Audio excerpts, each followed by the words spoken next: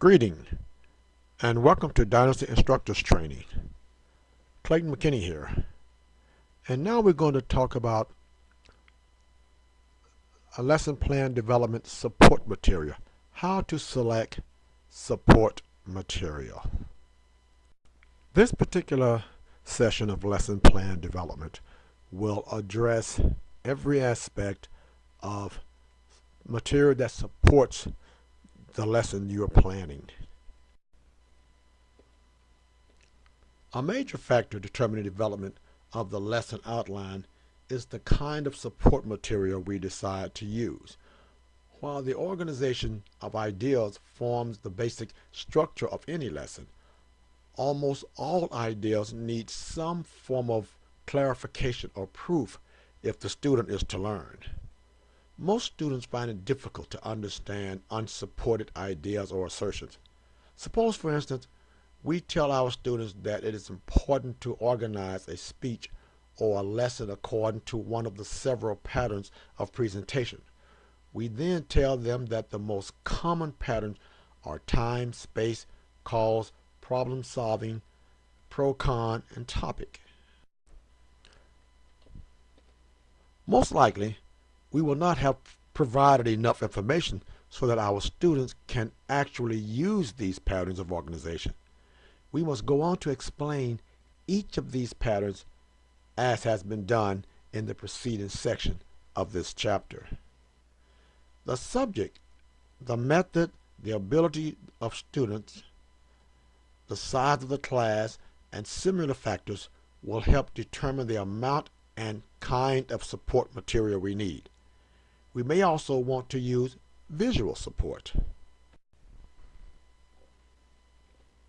Verbal support is needed either, number one, to clarify or explain our points, or number two, to prove our assertions.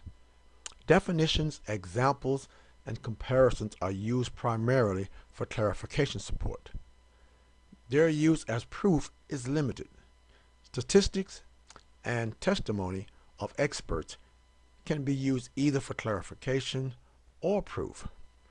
With lectures and other presentation methods, the instructor actually furnishes the support. With methods involving student interaction such as the guided discussion, instructors use questions to encourage support material from the students.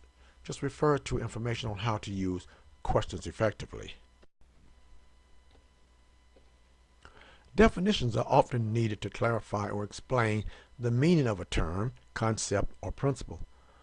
But like so many words, the term definition can mean different things and functions in different ways. In some lessons, we need to use words that are technical, complex, or strange to our students. With the increasing specialization of educational schools, in both theoretical and applied subjects, the output of our words races ahead of dictionaries. Words such as emphysema for medicine, taxonomy, education, détente for military strategy, or groupthink for group dynamics might require literal definitions or restatement in a simpler language. At other times, we need to define words that we frequently and loosely employ. Some words simply have different meanings for different people. Words such as democracy, equal rights, security needs, and loyalty can often be defined easily. For instance, disseminate can be defined very simply as spread widely. At other times, we might seek novel and memorable ways to define our terms.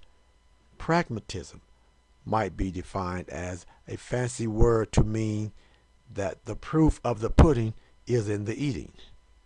Sometimes it takes a little longer to define fully what we mean by a certain term. A former prisoner of war might define the sacrifice of one prisoner for another in the following way. Not necessarily talking about one American sacrificing his life for another.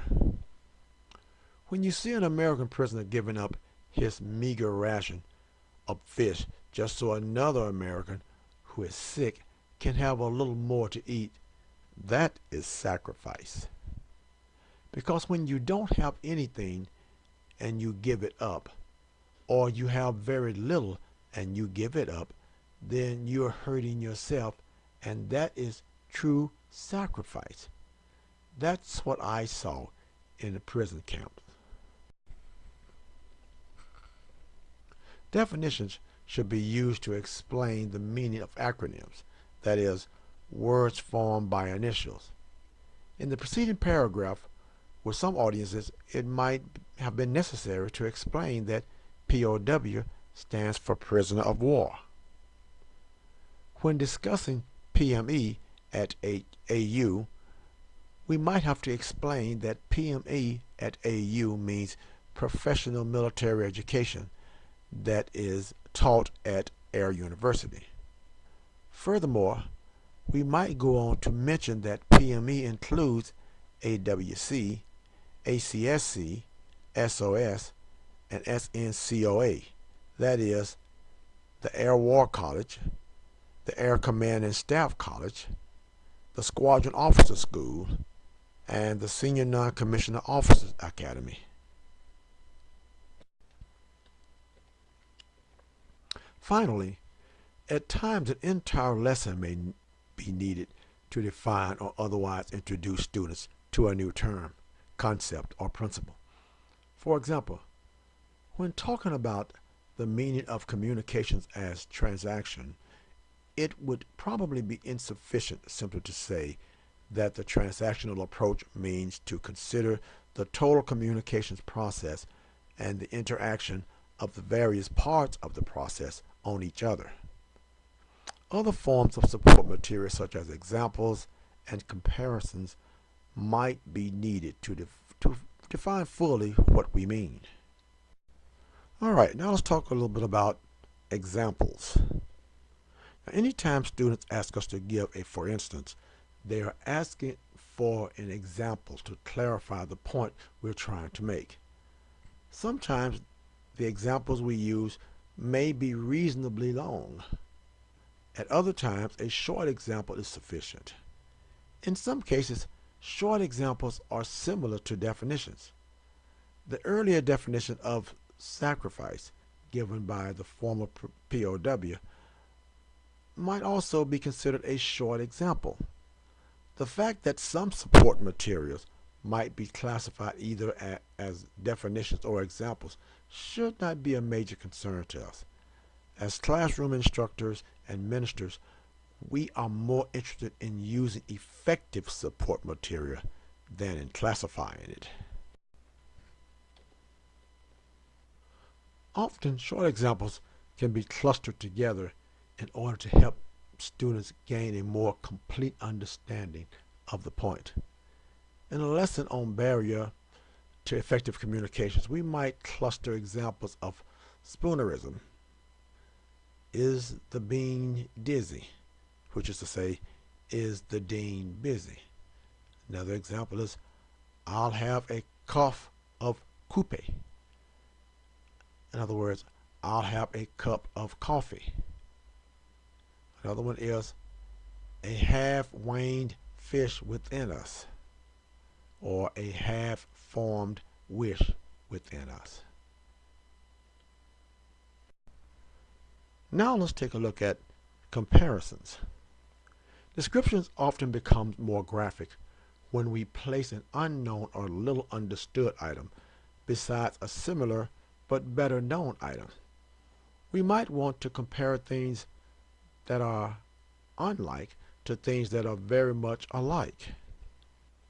Metaphors such as Winston Churchill's Iron Curtain, or similes, that is, using the words like or as, such as Robert Burns' my love is like a red, red rose, or the saying strong as an ox, are comparison of things that are unlike in most ways. We often use comparisons of unlike things in lessons.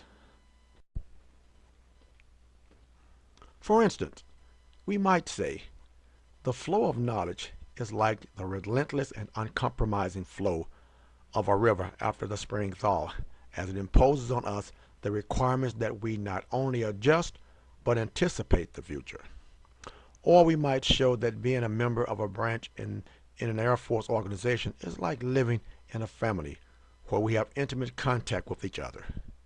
We might carry the analogy or comparison further by pointing out that in a unit as in a family, members can protect, help, or irritate one another. Although analogies which compare things that are unlike serve as an excellent means of clarification, they have limited utilities as proof. If we wish to prove an assertion, we must compare like things. Comparison of the air power of an adversary with U.S. air power, or a mayor and city council with the base commander and his staff, are like comparisons. Arguing for a longer orientation session for students in one NCO academy because it has improved academic performance at another would be comparing like phenomena, in this case, two NCO academies.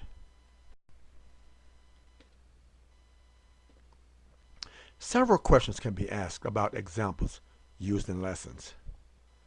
Do they accurately represent the point? Will students clearly understand their meaning? Do they fit the content? Avoid those that may confuse. Do humorous ones add rather than distract from the lesson? Do they come from personal experience, or can other examples be personalized in such a way as to seem real? Can anything be gained from clustering more than 3 or 4 examples? Usually not. Do long ones take too much time?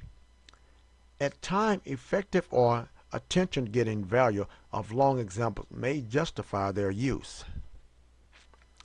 Are they interesting? The appropriate question to these, the appropriate answer to these questions should be obvious.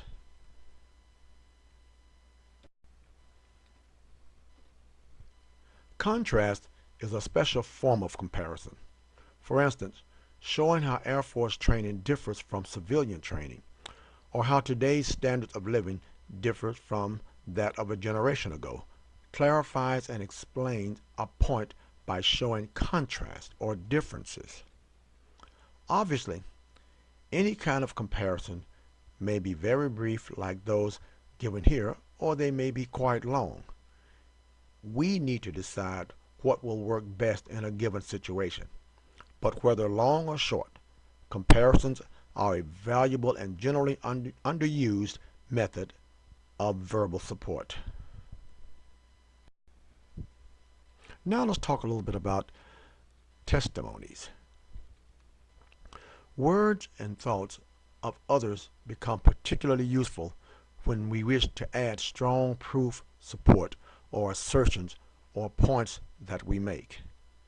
None of us is expected to be an expert on all subjects. Often we must rely on what others have said. At times we use the testimony of others simply to clarify or explain an idea.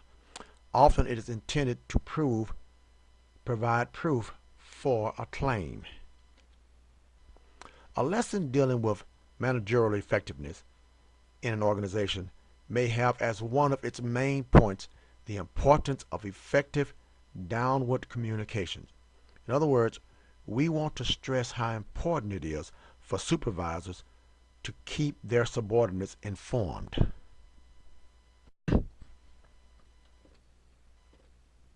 We might quote from a recent Air Force policy letter for commanders, which says, "Commanders and supervisors have an increased responsibility to keep Air Force military and civilian members informed."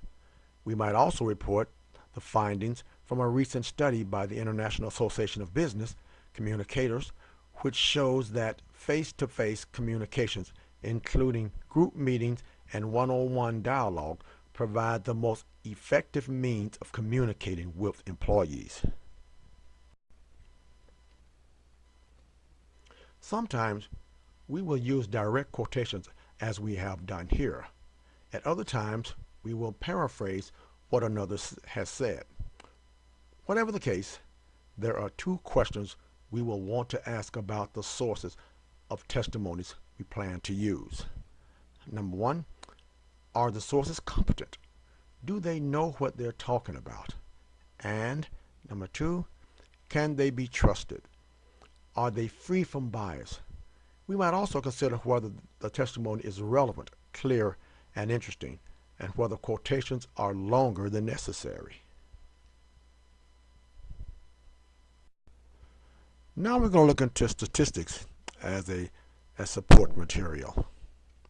Statistics are probably the most misused and misunderstood type of verbal support. When properly collected and wisely used, statistics can help instructors clarify their ideas. Statistics are also the most powerful proof support we can use. Not all figures, however, are statistics. Some are simply numbers. Statistics show relationships, largeness or smallness, increase or decrease, or summarize large collections of facts of data.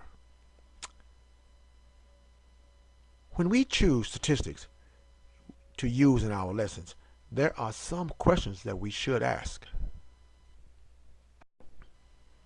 Yeah.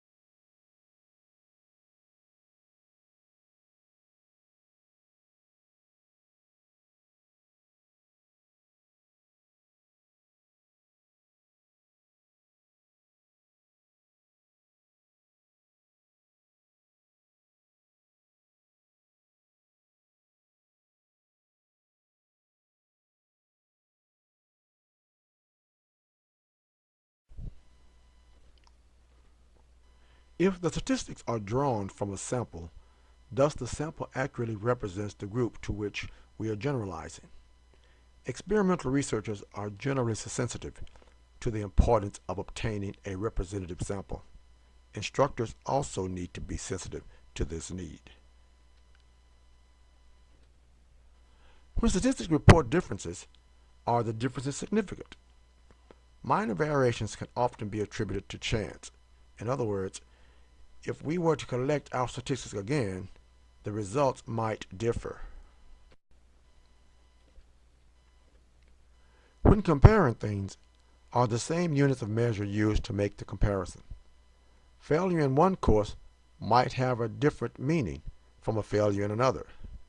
If more students fail one course than another, we cannot necessarily conclude that the content of one course is more difficult. Perhaps the grading scale rather than the content was more difficult. Do the statistics come from a reliable source? And is the source clearly indicated? It is more effective to state the source of the information than to say, recent surveys show. Are the statistics presented to their best advantage to aid the student's understanding? Could visual aids be used to present the statistics in graphic or tabular form for easier understanding? Have figures been rounded off where possible? Students are more likely to remember nearly $45,000 than $44,871.24. Is the number of statistics limited so that the students are not overwhelmed by them? Could the significance of statistics be made more clear with meaningful comparisons? To say that World War II cost the United States $200 billion would be more clearly perceived if the figures were converted to today's dollars, or if they were compared to the cost of other wars using standard